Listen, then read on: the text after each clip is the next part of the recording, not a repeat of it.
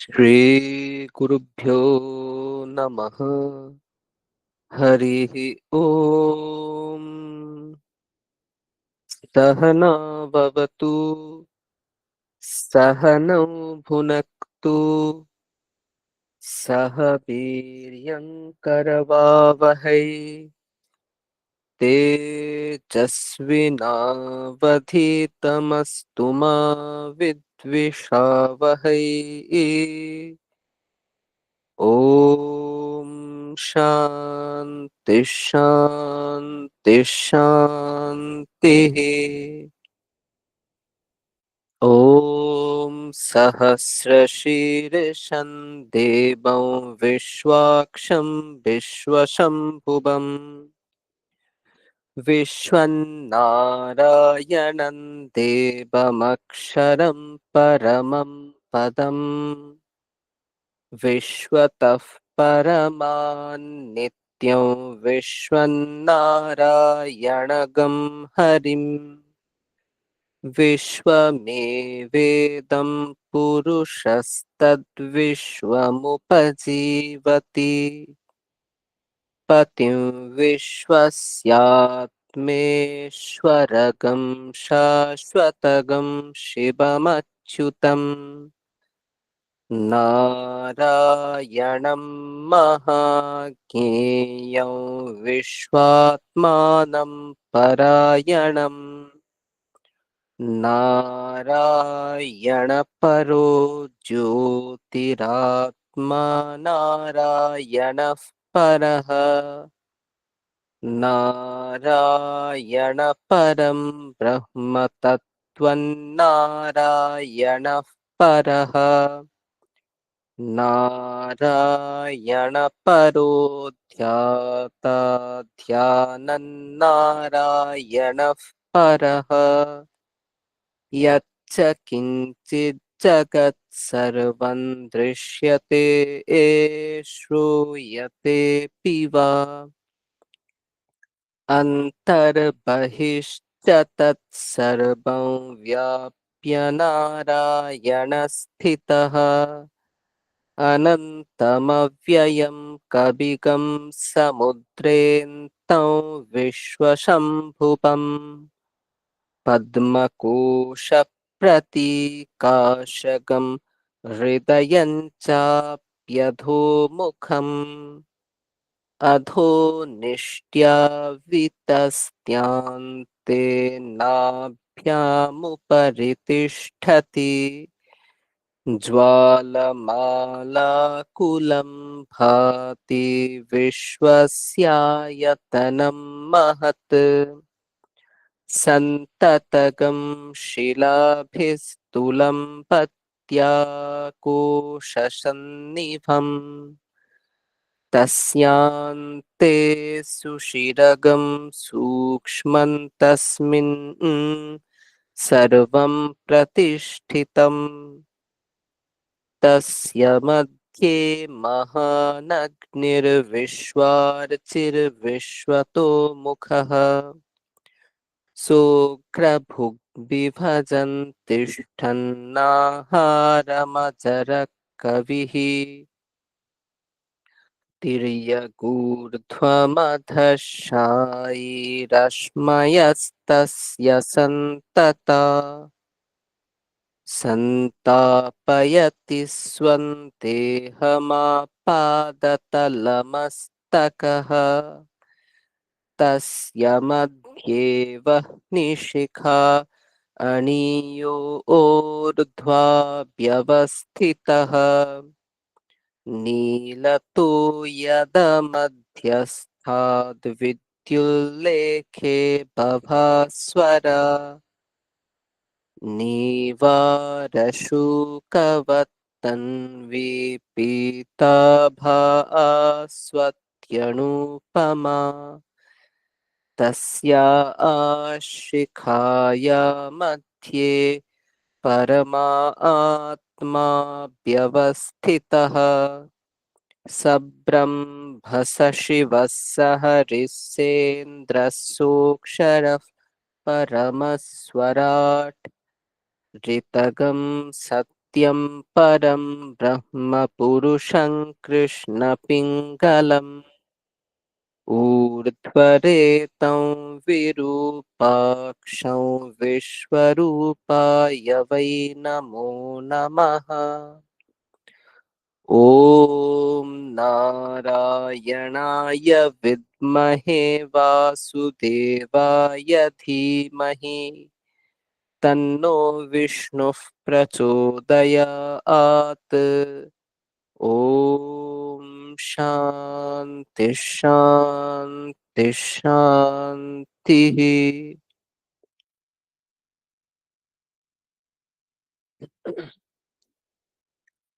अथ श्रीमद्भगवद्गीता अथ पञ्चमोऽध्यायः। अर्जुन उवाच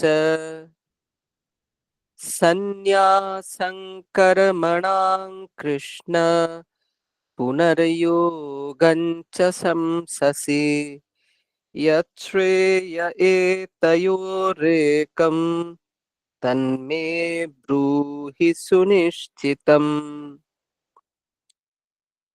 श्रीभगवानुवाच सन्न्यासः कर्मयोगश्च निःश्रेयसकरावुभौ तयोस्तु कर्मसन्न्यासात् कर्मयोगो विशिष्यते। ज्ञेयः स नित्यसन्न्यासी यो न द्वेष्टि न काङ्क्षति निर्द्वन्द्वो हि महाबाहो सुखं बन्धात् प्रमुच्यते। বেশ, আমি একটু ভুল পড়েছিলাম, আমি আবার প্রথম থেকে শুরু করছি। अथ चतुर्थोऽध्यायः। श्रीभगवानुवाच इमौ विवस्वते योगं प्रोक्तवानहमव्ययम् विवस्वान्मनवे प्राह मनुरिक्ष्वाकवे ब्रवीत् एवं परम्परा प्राप्तम् इमं राजर्षयो विदुः सकाले नेह महता योगो नष्टः परन्तप स एवायं मया तेद्य योगः प्रोक्तः पुरातनः भक्तोऽसि मे सखा चेति रहस्यं ह्येतदुत्तमम्। अर्जुन उवाच अपरं भवतो जन्म परं जन्म विवस्वतः कथमेतद्विजानीयाम् त्वमादौ प्रोक्तवानिति। श्रीभगवानुवाच बहूनि मे व्यतीतानि जन्मानि तव चार्जुन तान्यहं वेद सर्वाणि न त्वं वेत्थ परन्तप अजोऽपि सन्नव्ययात्मा भूतानामीश्वरोऽपि सन् प्रकृतिं स्वामधिष्ठाय सम्भवाम्यात्ममायया यदा यदा हि धर्मस्य ग्लानिर्भवति भारत अभ्युत्थानमधर्मस्य तदात्मानं सृजाम्यहम् परित्राणाय साधूनां विनाशाय च दुष्कृतां धर्म संस्थापनार्थाय संभवामि युगे युगे जन्म कर्म च मे दिव्यम् एवं यो वेत्ति तत्त्वतः त्यक्त्वा देहं पुनर्जन्म नैति मामेति सोऽर्जुन वीतरागभयक्रोधा मन्मया मामुपाश्रिताः बहवो ज्ञानतपसा पूता मद्भावमागताः ये यथा मां प्रपद्यन्ते तांस्तथैव भजाम्यहम् मम वर्त्मानुवर्तन्ते मनुष्याः पार्थ सर्वशः काङ्क्षन्तः कर्मणां सिद्धिं यजन्त इह देवताः क्षिप्रं हि मानुषे लोके सिद्धिर्भवति कर्मजा चातुर्वर्ण्यं मया सृष्टं गुणकर्म विभागशः तस्य कर्तारमपि मां विद्य कर्तारमव्ययम् न मां कर्माणि लिम्पन्ति न मे कर्मफले स्पृहा इति माय्योऽभिजानाति कर्मभिर्न स बध्यते एवं ज्ञात्वा कृतं कर्म पूर्वैरपि मुमुक्षुभिः कुरु कर्मैव तस्मात् त्वं पूर्वैः पूर्वतरं कृतम्।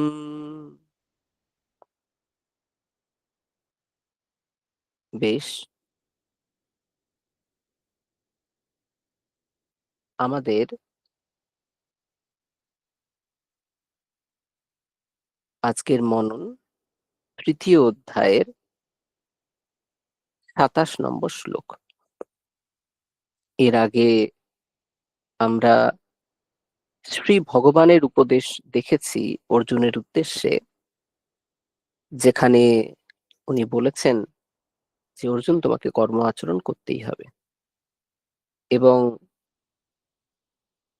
যদি জিজ্ঞাসা করো কিসের জন্য, তখন লোক সংগ্রহের জন্য।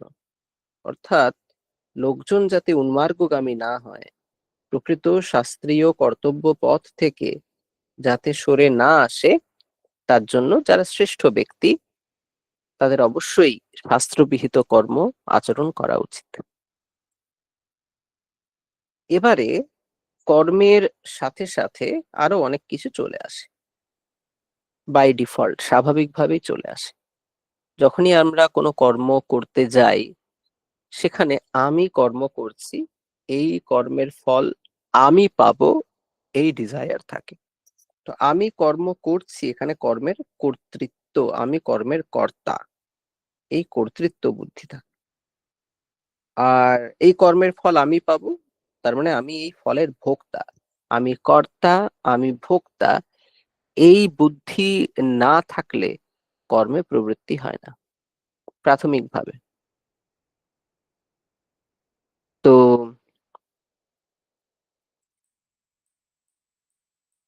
সুতরাং যদি এমন প্রশ্ন করা হয় যে কর্ম করলে, যদিও আমি লোক সংগ্রহের জন্য কর্ম করছি, তথাপি কর্ম করলে তো আমি কর্তা, এরকম একটা অহংকার চলেই আসে, ঠিক আছে, তাহলে তার ট্রিটমেন্ট কি হবে?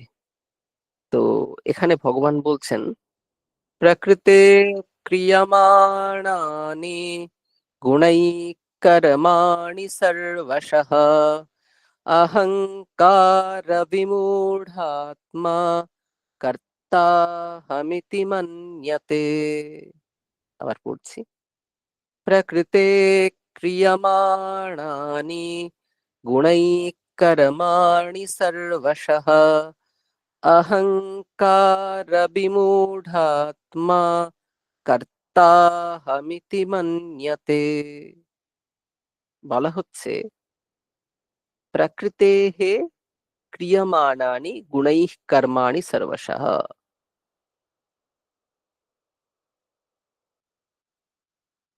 যত কর্মগুলো আছে, যেগুলো ক্রিয়মান আমরা করছি, ঠিক আছে, তো সবকিছুই প্রকৃতির গুণসমূহের দ্বারা সম্পন্ন হয়।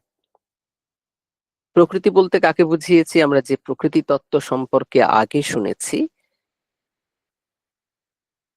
সত্য, রজ এবং তম গুণ বিশিষ্ট যে প্রকৃতি, তাকে এখানে বলা হয়েছে। এবার আমরা যদিও এখন বেদান্ত দর্শন পড়ছি, আমরা একটু সাংখ্য দর্শনের কথা এক ফোঁটা বলে নিলে বোধহয় বুঝতে আরো সুবিধা হবে। সাংখ্য দর্শন বলে একটা দর্শন আছে, যে দর্শনের প্রবক্তা হচ্ছে কপিল মুনি। সেই দর্শন বলে এই জগতে দুই ধরনের তত্ত্ব আছে, ঠিক আছে? এক ধরনের হচ্ছে চেতন তত্ত্ব, আর এক ধরনের হচ্ছে জড় তত্ত্ব। এই যে চেতন তত্ত্ব, কনসাস যারা, এই চেতন তত্ত্বকে ওরা পুরুষ বলেছে। আর যা কিছু আছে জড়তত্ত্ব, যা কিছু আছে জড়তত্ত্ব, জড় পদার্থ, সব কিছুকে ওরা প্রকৃতি বলেছে। ঠিক আছে, আবার রিপিট করছি। তার মানে জগতে যত ধরনের পদার্থ আছে তাদেরকে দুটো ক্যাটাগরিতে ভাগ করা যায়। এক, যারা হচ্ছে চেতন, যেমন আমরা, মানে মানুষ, পশু, পাখি, গরু, গাধা, ব্যাঙ, ছাগল, গাছ, সবকিছুই, এগুলোকে ওরা বলছে পুরুষ। যা কিছু চেতন সবাই পুরুষ, আর যা কিছু জড় সবাই প্রকৃতি। ঠিক আছে, তো প্রকৃতি মানে মূলত, তো প্রকৃতি বলতে তারা প্রকৃতির কথা যখন বলে জড় পদার্থ, তখন বলে প্রকৃতি মানেই হচ্ছে তিনটে গুণ বিশিষ্ট হতে হবে: সত্য, রজ এবং তম। এই তিন ধরনের গুণ থাকবে প্রকৃতিতে। তো ডিরেক্টলি অবশ্য তারা এই আহ, মানে ইট কাঠ পাথরকে প্রকৃতি বলে না, তারা বলে এগুলো প্রকৃতির কার্য, এগুলো প্রকৃতির থেকে উৎপন্ন হয়েছে। যা কিছু জড় পদার্থ আছে সব প্রকৃতির থেকে উৎপন্ন হয়েছে। এখানে প্রকৃতি মানে কিন্তু নেচার নয়, ঠিক আছে? প্রকৃতি মানে একটা জড় তত্ত্ব, যার থেকে সমস্ত জড় জগৎ উৎপন্ন হয়েছে, সমস্ত জড় জগৎ উৎপন্ন হয়েছে। ঠিক আছে, এইবারে আসছে মেইন টুইস্ট। সেটা হচ্ছে প্রকৃতি, সেখানে তিনটে গুণ আছে: সত্য, রজ এবং তম। এই প্রকৃতির থেকে উৎপন্ন যত জড় পদার্থ আছে তাদের মধ্যে সত্য, রজ, তম এই তিনটে গুণ আছে। আমরা যারা জীব বলি নিজেদেরকে, আমরাও তো পুরুষ।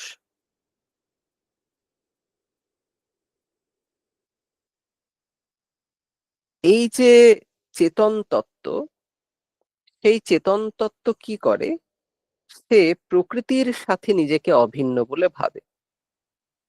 এই অভেদ বুদ্ধিটাই হচ্ছে আসলে সংসারের কারণ, যত দুঃখ কষ্ট ভোগের কারণ। অর্থাৎ জড় জগতের সাথে চেতন যখন নিজেকে এক করে ফেলে, তখনই তার কষ্ট শুরু হয়। যেমন এই জড় জগতেরই একটা উৎপত্তি হচ্ছে মন। আত্মা কি করে, সেই মনের সাথে নিজেকে এক করে ফেলে। ঠিক আছে, অর্থাৎ সে মনের থেকে নিজেকে আলাদা করতে পারে না, আমিই মন, এরকম অনুভব করে।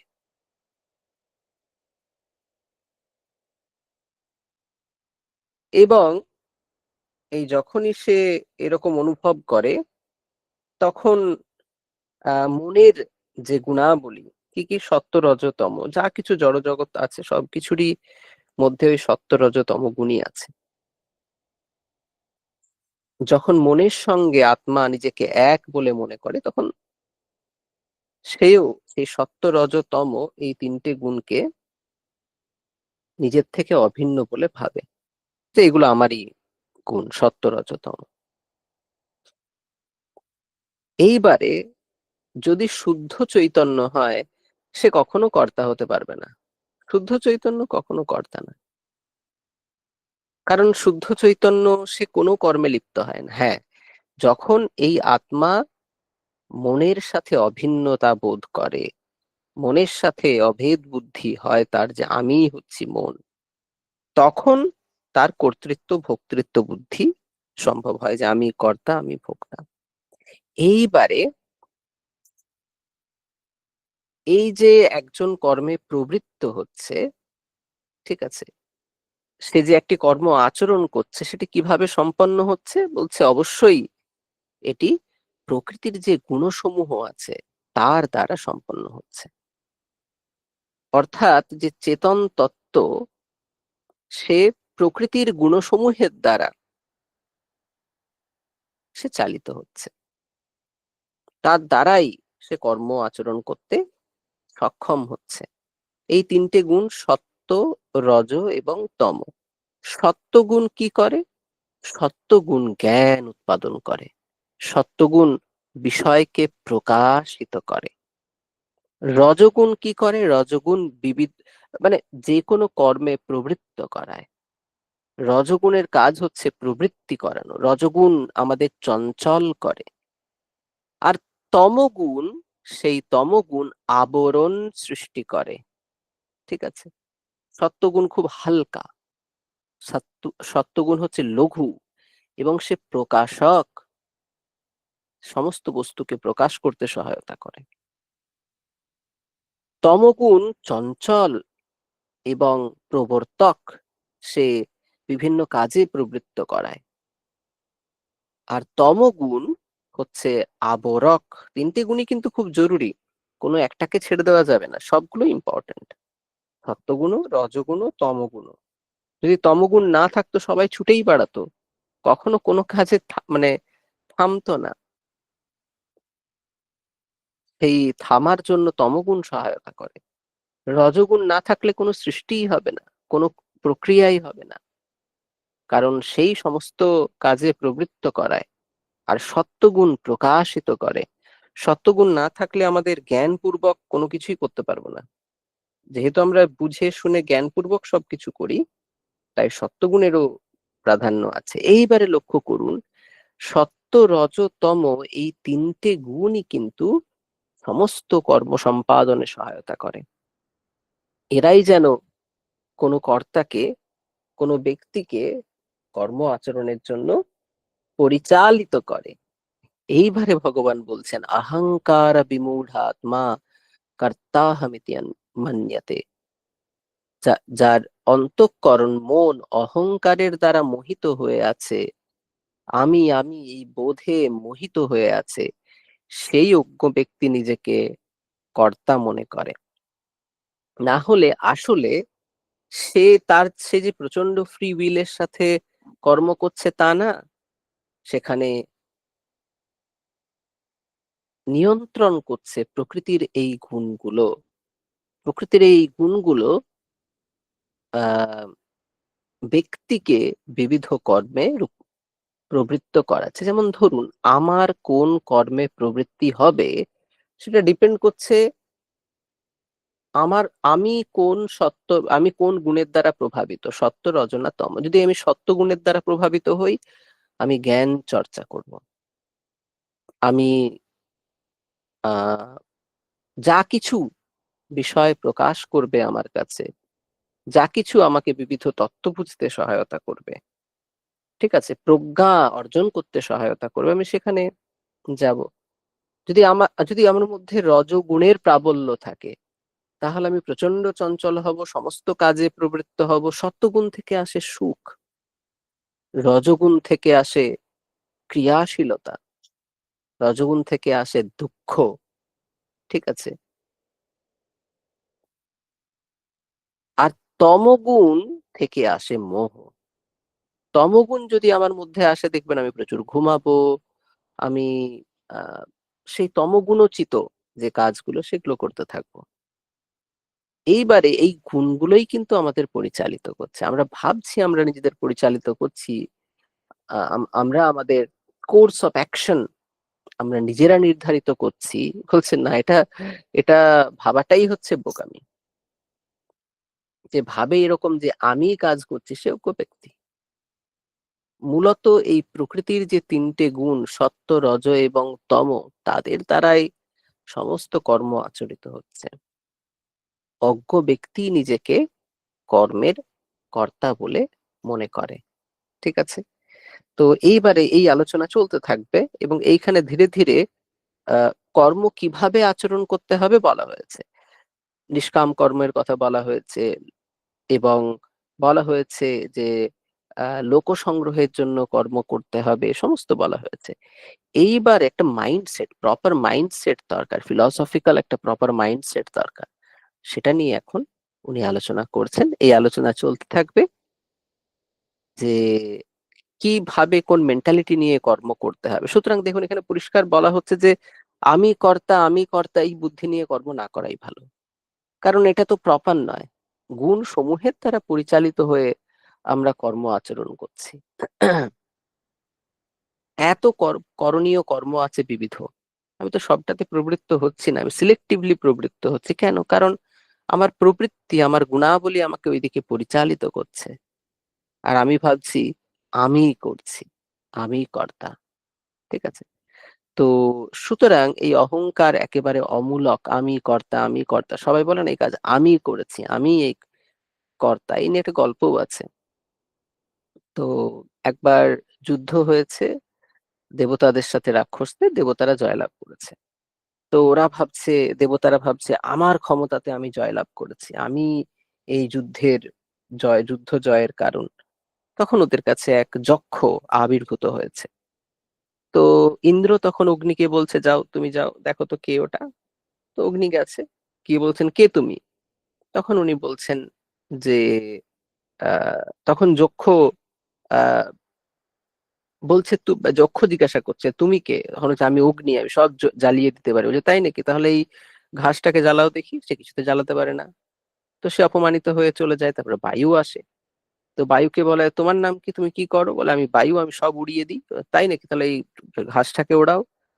তো ওড়াতে গেছে, ওড়াতে পারেনি। এটা কেন উপনিষদে আছে গল্পটা, উমা ভৈমবতীর গল্প। তো তারপরে ইন্দ্র আসে, তখন ওই যক্ষ ওখান থেকে অন্তর্হিত হয় এবং উমা হৈমবতী সেখানে আবির্ভূত হয় এবং বলে উনি হচ্ছেন যক্ষ, তার ক্ষমতাতেই তোমরা জয়লাভ করেছো এবং তোমাদের এই বৃথা আস্ফালন যে তোমরাই এটা করেছো। একই গল্প পাওয়া যায় মহাভারতে, বর্বরিকের গল্প। তো বিষয় হচ্ছে যে আমরা যেন আহ একদম মানে প্রচন্ড সক্রিয়ভাবে কর্ম আচরণ করি, কিন্তু ওই ঔদ্ধত্য যেন না থাকে।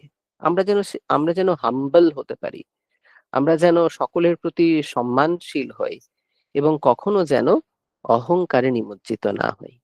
ঠিক আছে? এটাই এখানের মেসেজ। এরপরে আরো বিস্তারিত আলোচনা পরবর্তীকালে হবে। এরপরে আপনারা প্রাত্যহিক ধ্যান, জপ, শরীরচর্চা ইত্যাদির মাধ্যমে আজকের সুন্দর দিন শুরু করুন। সকলকে সুপ্রভাত।